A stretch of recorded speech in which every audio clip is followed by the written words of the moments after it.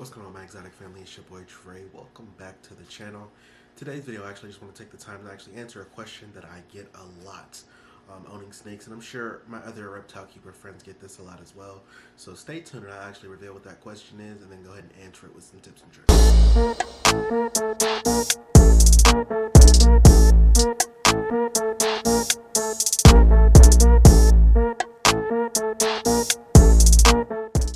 Alright everybody, so welcome back to the video. So like I said, I'm going to be answering like one main question.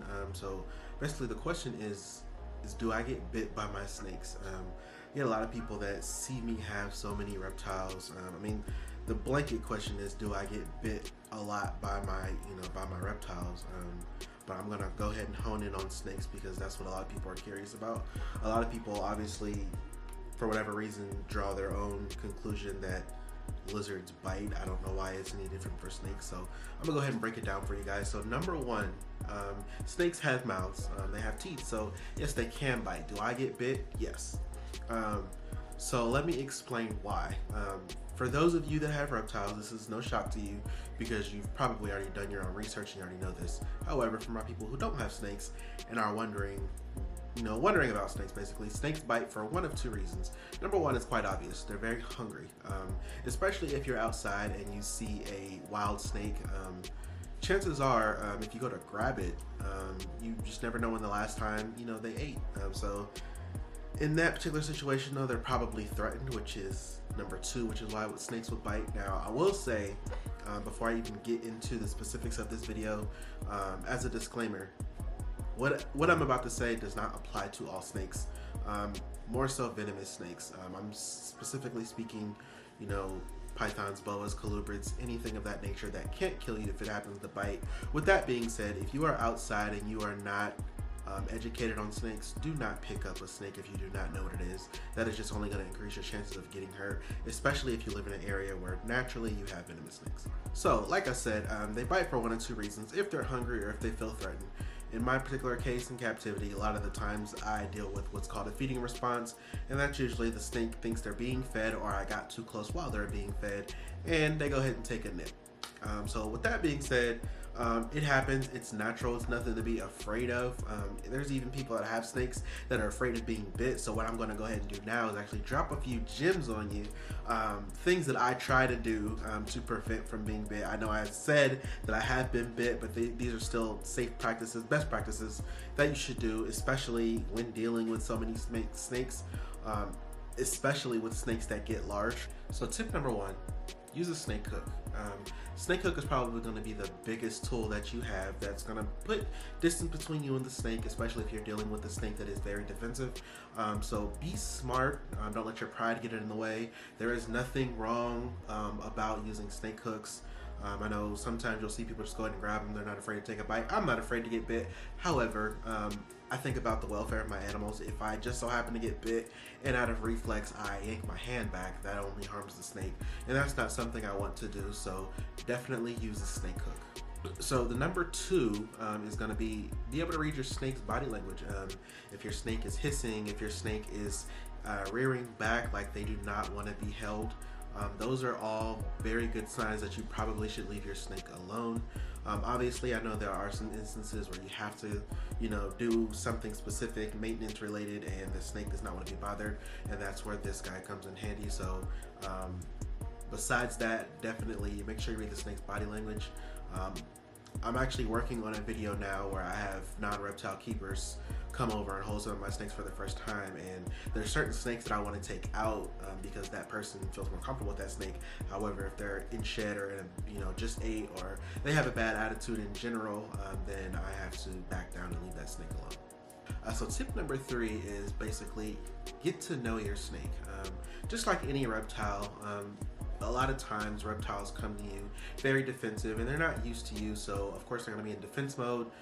Some aren't going to want to eat, some just don't want to be near you. So there is going to be a point where you're just going to have to suck it up and just handle the snake when you're not feeding them, and just get them used to you all around. This doesn't happen with all snakes, but like I said, there are some people out there who get into snakes and they get an animal and it's all nice, at the show because it's kind of cold, and then they get it home and the snake warms up and it's a new environment and the snake just goes just goes ham.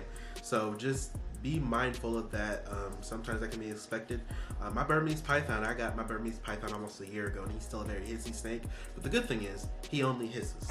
When I first got him, that first 2 months, all he did was strike at me. But now I can actually pull him out, handle him, and he does just fine. So those are just a few quick tips, things that I do in my reptile room to help me not get bit. Certain situations are just unavoidable, but that's just me putting myself in harm's way because I've been around snakes for so long. So what should you do if you get bit? That is another big question that's really not talked about in the reptile community, especially for people who want to get into snakes.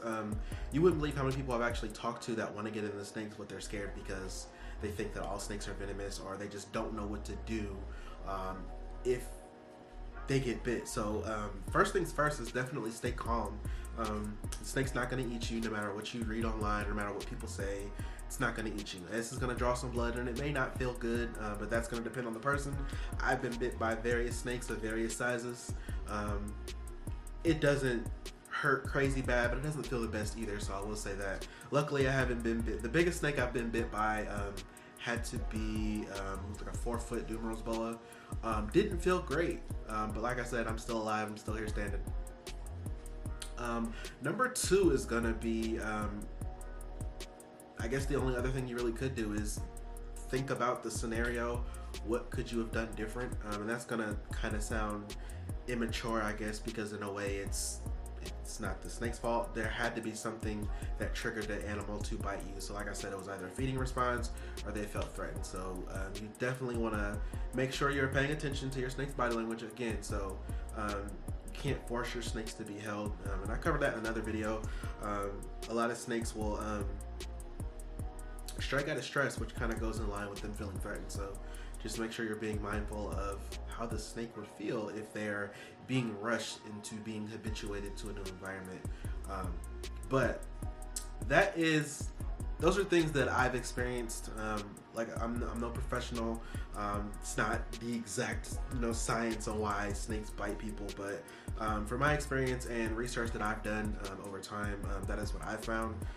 So like I said, be mindful, be careful, stay safe, and just be calm. If you have a snake that bites you and you put it back in the enclosure every time, that snake is going to bite you every time. So that's not the smartest thing to do. You just want to be calm, keep cool, and if you have to, use gloves. I have a couple pair of gloves. These aren't for my snakes. These are for my tegu, sometimes the caiman, but he seems to have his days. And then the last thing you definitely want to do, if a snake bites you, please don't drop it, because that's going to make it worse, and they're really going to feel like they can't trust you because the last time they were in your hands, you dropped it. So it's just things that I don't think people think about when they get snakes, or just things people don't think about in general. So if you're new to snakes, you're trying to get into snakes, please do more research. Not all snakes are going to be crazy biters. Some snakes are. Some snakes is just in their nature, but that is something that you should research before getting that snake. My emerald tree boa is a demon from hell, but hey, whatever. I knew that before I got the snake, and it happened. So hope you guys enjoyed the video. Just a few quick tips, tricks here and there. They seem to be somewhat popular type videos, so I'm going to keep pumping out those type of videos for you guys. Let me know what else you guys would like to see me do tips and tricks on. I really enjoy putting out these videos for you guys. Drop a comment. Let me know what you guys think of the video. Have you guys ever been bit? What do you guys do after you get bit? Make sure you hit that subscribe button. Hit that notification bell so you don't miss any updates. As always, stay healthy, stay clean, stay exotic.